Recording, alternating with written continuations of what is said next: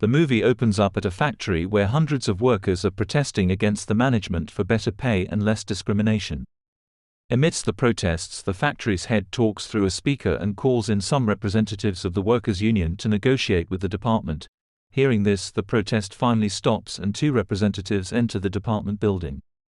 Meanwhile, all this is being observed by a little boy named Sancaka who is sitting on the roof of a nearby building. In the next scene, Sancaka waits for his father Rudra, who's revealed to be one of the driving forces behind the protests. Sancaka asks him why he wishes to be involved in the riots, to which Rudra replies that one should always help others in need and fight against the injustice happening around. He further mentions that the ones who do not help others have no humanity inside them. 3 days pass by, but the workers who went to negotiate with the department do not return. One morning, Sancaka wakes up to the conversation between his parents who are talking about the missing workers. Though Sancaka's mother Della tries her best to stop her husband from going to the factory, she fails. Soon Rudra arrives at the factory and attacks the security forces with the help of other workers. On the other hand, Sancaka and his mother decide to check on the missing worker's house to find out the reality.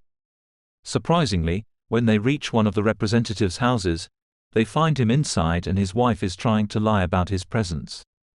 Realizing that it's a trap to kill her husband, Della starts running towards the factory. Sadly, on the way, she falls and twists her leg. Not being able to walk, she requests Sancaka to go to the factory and stop his father. Meanwhile, as Rudra is fighting against the security forces, one of the workers from his group approaches him and stabs him multiple times, killing him on the spot. Unfortunately, when Sancaka reaches the factory, he finds his father lying dead on the floor. The little boy breaks down in tears and mourns his father's death. After a while, he gets up enraged and plots revenge.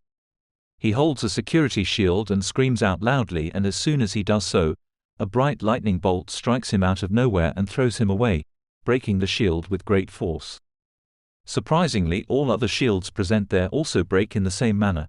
Everyone is shocked to see this, and when they try to examine Sancaka's unconscious body, they are also pushed away by the lightning force.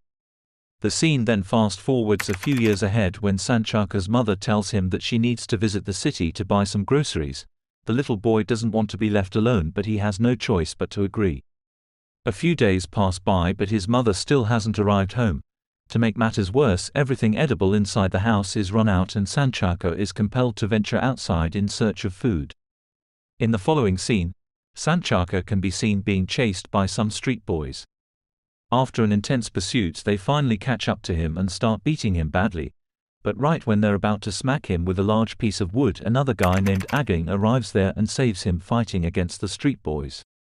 When Sancaka wakes up, he finds himself sleeping inside a room with Awang sitting beside him. The latter tells him to be careful with street kids and also promises to teach him some basic steps for self-defense. At night, the two decide to board a train to a different city so that they can start a new life. Awang, using his speed and agility, easily climbs on the moving train, but poor Sancaka is left behind. Now, with no one to take care of him, Sancaka starts living in the streets by performing menial tasks on the streets. In the next scene, we see a grown-up Sancaka running on the streets. He has now started working at a paper factory as a security guard. Obeying Awang's suggestion, he ignores people fighting on the streets and continues his normal life. Despite all this, he's still afraid of lightning and hides at a place whenever it occurs. The scene then shifts to a party where 2 people are talking about a person named Pengkor. Apparently this guy faced a lot of problems during his childhood. They discussed Pengkor's family being burnt alive and how he survived by hiding inside a cupboard. The scene then flashes back in time when Pengkor's uncle leaves him at a lower-class orphanage where children are abused. Afraid and fed up with the regular abuse, Pengkor conspires with the orphans and kills all of the cruel orphanage owners. Sometime later, he gets his father's inheritance and with its help he looks after the orphans.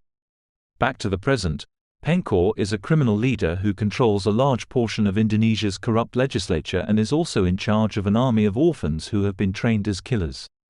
He devises a plan to contaminate the rice supply with a substance that damages pregnant women's fetuses. The legislative release of an unproven antidote developed by an unidentified pharmaceutical business is then demanded by a large number of individuals. The dispute divides the parliament into 2 factions. One is dominated by Pengkor and his friends who are against it, while the other is led by lawmaker Ridwan Bari and his colleague Dirga, who draft a bill to distribute it. During the party, Pankor approaches Dirga and offers a handshake, but the latter refuses it, making Pankor angry. Later, when Dirga is returning home, Pankor's men capture him and his family and kill them mercilessly. In the next scene, Sancaka hears some noises from his neighbor's room and finds a couple of thugs threatening a poor lady Wulan for money. Seeing this, Sancaka cannot stop himself and confronts the thugs. He then uses his superior fighting skills to easily defeat them. After the thugs leave, Wulan expresses her gratitude to Sancaka for saving her and her brother Teddy. At night, while Sancaka is working as a security officer in the factory, an even larger group of thugs attack him and beat him up badly. Presuming that he's dead, they throw him from the top of a building while it's raining heavily.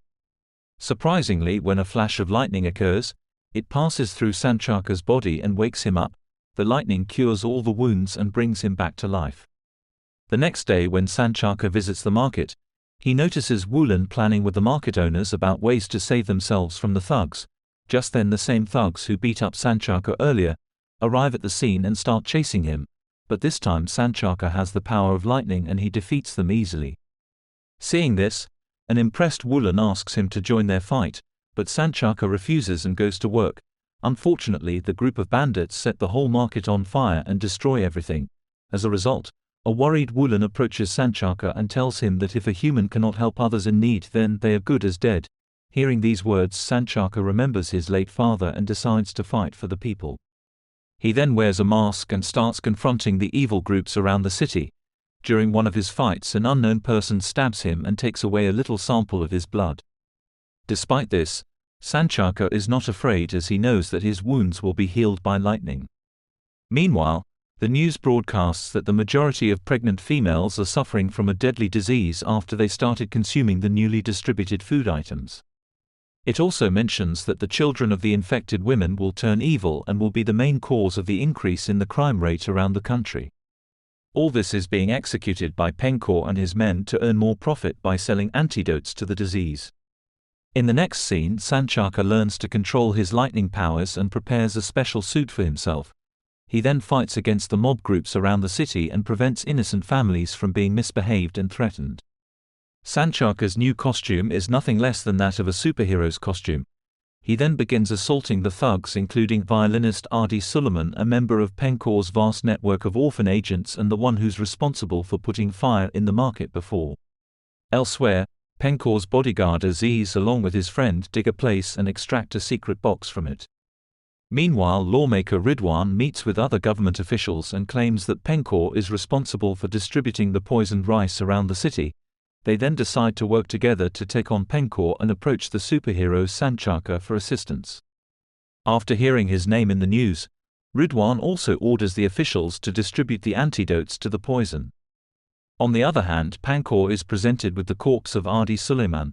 Seeing him dead, Pankor becomes angry, as he was an orphan and was being cared for by his organization. Pankor demands that all the orphans be reunited and fight against the new superhero for what he did to Suleiman. Shortly after, the orphans receive a call from their father and start wreaking havoc across the city. They begin by killing the officials who disagreed with Pankor's plan.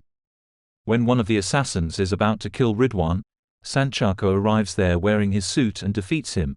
Ridwan then approaches Sancaka and requests him to help save the people. In the following scene, the government officials somehow manage to agree on distributing an untested antidote to the people out of exigency. At the same time, Ridwan receives a call informing him that the factory about to distribute the antidote belongs to none other than Pankor. Hearing this, Ridwan concludes that if Pankor is not stopped, no one would be able to stop the phony antidotes from being distributed to the people.